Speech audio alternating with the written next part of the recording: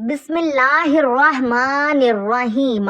بنی اسرائیل میں ایک شخص تھا جس کی بیوی نہایت حسین و جمیل تھی، اور وہ شخص اپنی بیوی سے بے حد محبت کرتا تھا۔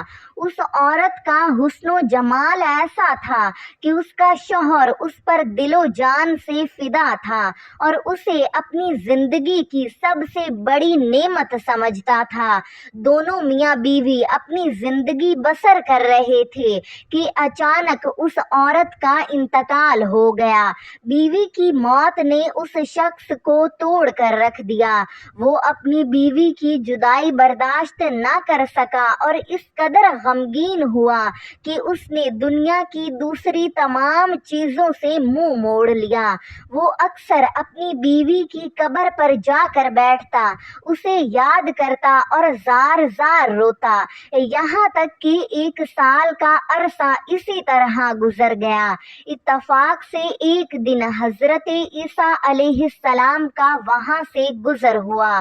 آپ علیہ السلام نے دیکھا کہ ایک شخص ایک قبر کے پاس بیٹھا ہوا ہے اور انتہائی غم و پریشانی کے عالم میں رو رہا ہے۔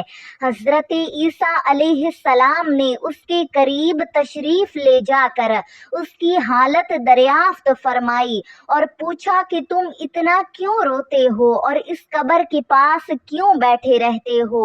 اس شخص نے اپنی داستان بیان کرتے ہوئے عرض کیا، اے اللہ کے نبی، اس قبر میں میری بیوی دفن ہے۔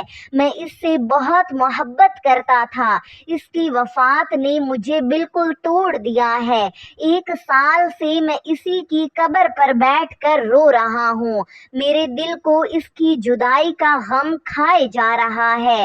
حضرت عیسیٰ علیہ السلام نے اس شخص کی حالت دیکھی تو اس پر شفقت فرمائی اور دریافت فرمایا، کیا تم چاہتے ہو کہ میں اللہ تعالیٰ کے حکم سے اللہ سے دعا کروں اور اللہ کے حکم سے تمہاری بیوی زندہ ہو جائے؟ وہ شخص یہ سن کر خوشی سے بے قرار ہو گیا۔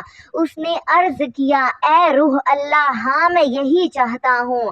اگر میری بیوی دوبارہ زندہ ہو جائے تو میرے لیے اس سے بڑھ کر خوشی کی کوئی بات نہیں۔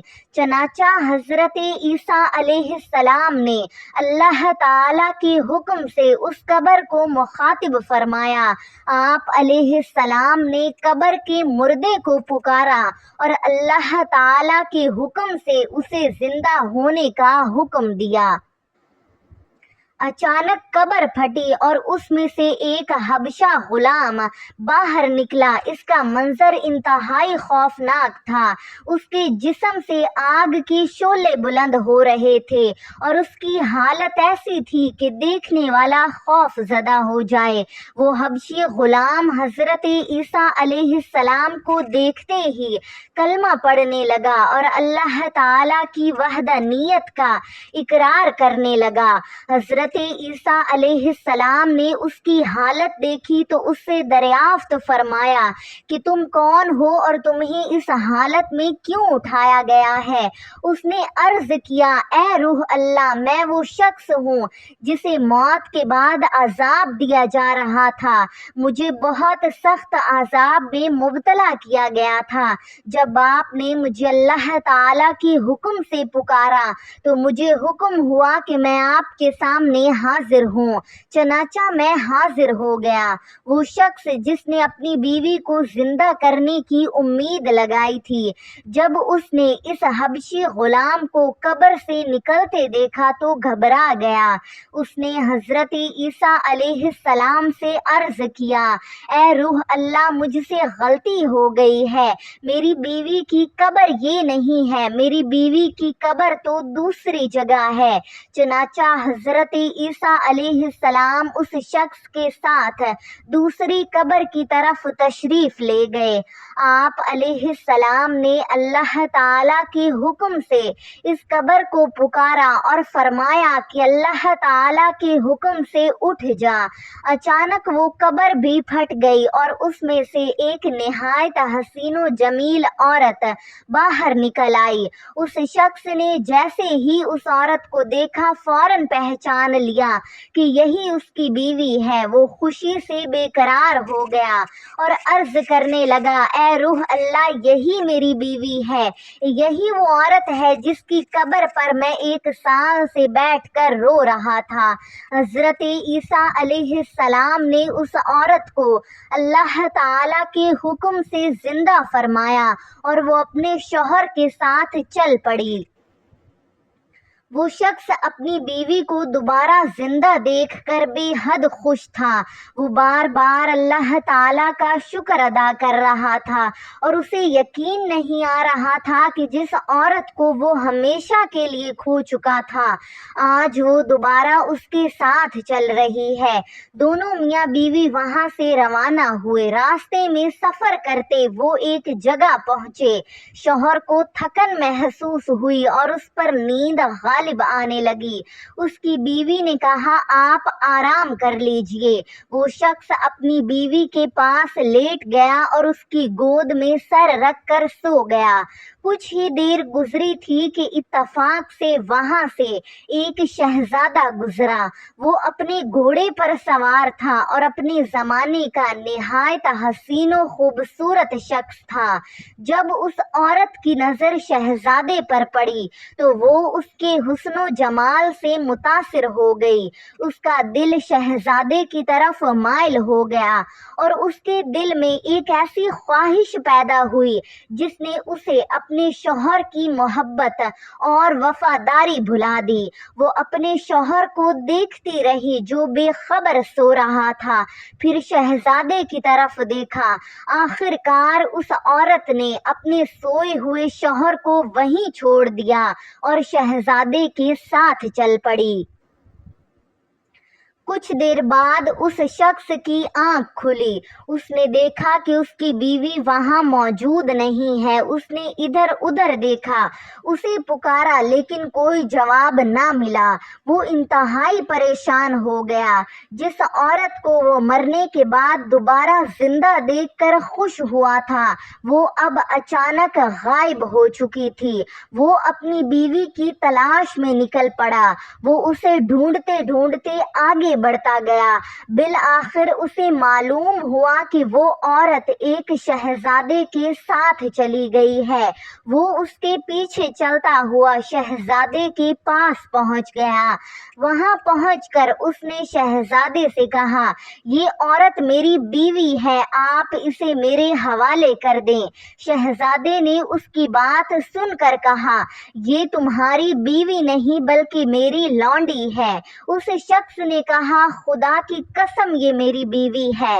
حضرت عیسیٰ علیہ السلام نے اسے اللہ تعالیٰ کے حکم سے مرنے کے بعد میرے لیے زندہ کیا ہے، میں اسے اچھی طرح جانتا ہوں۔ شہزادہ ابھی کچھ جواب دینے ہی والا تھا کہ اس عورت نے خود اپنے شوہر کی طرف دیکھ کر کہا، میں اس کی بیوی نہیں ہوں بلکہ میں شہزادے کی لونڈی ہوں۔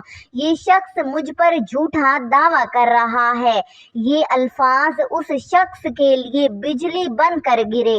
وہ حیران ہو گیا کہ جس عورت کو وہ اپنی بیوی سمجھ رہا ہے، جس کے لیے اس نے 1 سال تک قبر پر بیٹھ کر آنسو بہائے، جس کے زندہ ہونے پر اس نے خوشی منائی، وہی عورت اب سب کے سامنے اس کے رشتے سے انکار کر رہی ہے۔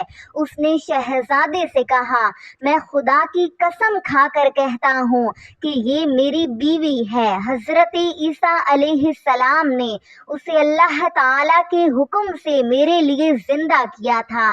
ابھی یہ گفتگو جاری ہی تھی کہ اتفاق سے حضرت عیسیٰ علیہ السلام بھی وہاں تشریف لے آئے۔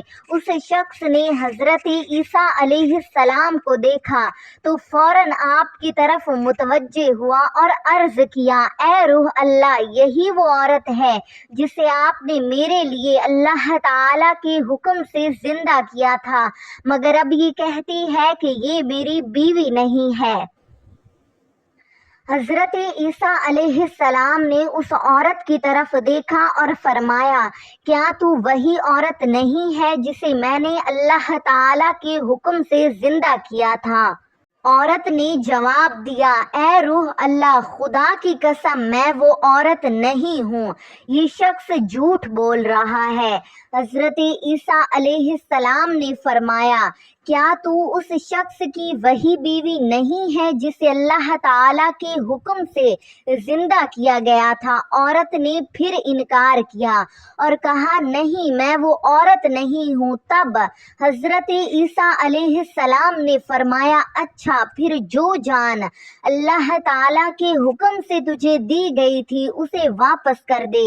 یہ الفاظ سننا تھا کہ وہ عورت اچانک زمین پر گر پڑی اور پھر اس کی موت واقع ہو گئی۔ اس عجیب واقعے کو دیکھ کر حضرت عیسیٰ علیہ السلام نے فرمایا، جو شخص ایسے آدمی کو دیکھنا چاہے جو کافر ہونے کی حالت میں مرا، پھر اللہ تعالیٰ نے اسے زندہ کیا اور وہ ایمان لے آیا، تو وہ اس حبشی غلام کو دیکھ لے۔ اور پھر فرمایا، جو شخص ایسے شخص کو دیکھنا چاہے جو ایمان کی حالت میں مرا، پھر اللہ تعالیٰ نے اسے زندہ کیا اور وہ کفر کی حالت میں مر گیا، تو وہ اس عورت کو دیکھ لے۔ یہ واقعہ دیکھ کر اس شخص پر دنیا کی حقیقت کھل گئی۔ اس نے اپنی آنکھوں سے دیکھا کہ انسان جس چیز سے سب سے زیادہ محبت کرتا ہے وہی چیز کبھی کبھی اس کے لیے آزمائش بن جاتی ہے۔ اس نے دیکھا کہ جس عورت کے لیے وہ 1 سال تک قبر پر بیٹھ کر روتا رہا، جسے دوبارہ زندہ دیکھ کر اس نے اپنی زندگی کی سب سے بڑی خوشی سمجھا، وہی عورت چند ہی لمحوں میں دنیا کی خواہش میں اپنے شوہر کو چھوڑ کر دوسرے شخص کے ساتھ چلی گئی۔ اس شخص نے اسی وقت عہد کیا کہ اب وہ کبھی نکاح نہیں کرے گا۔ وہ دنیا کی محبت سے بے نیاز ہو کر میدانوں اور ویران جگہوں کی طرف نکل گیا اور اللہ تعالیٰ کی عبادت میں مشغول ہو گیا۔ وہ تنہائی میں اللہ تعالیٰ کو یاد کرتا، عبادت کرتا اور دنیا کی محبت سے اپنے دل کو دور رکھنے کی کوشش کرتا رہا۔ کچھ عرصے کے بعد وہ شخص بھی اس دنیا سے رخصت ہو گیا۔ اس واقعے میں ہمارے لیے بہت بڑا سبق ہے کہ دنیا کی ہر چیز عارضی ہے۔ حسن و جمال، مال و دولت، رشتے، محبتیں اور دنیا کی تمام خوشیاں ایک دن ختم ہو جانے والی ہیں۔ انسان کو چاہیے کہ وہ دنیا کی چیزوں کو اللہ تعالیٰ کی رضا پر ترجیح نہ دے۔ ہمیں یہ بھی سمجھنا چاہیے کہ انسان کا دل بہت کمزور ہے۔ آج جس چیز کو انسان اپنی زندگی کی سب سے بڑی محبت سمجھتا ہے، ممکن ہے کل وہی چیز اس کے لیے آزمائش بن جائے۔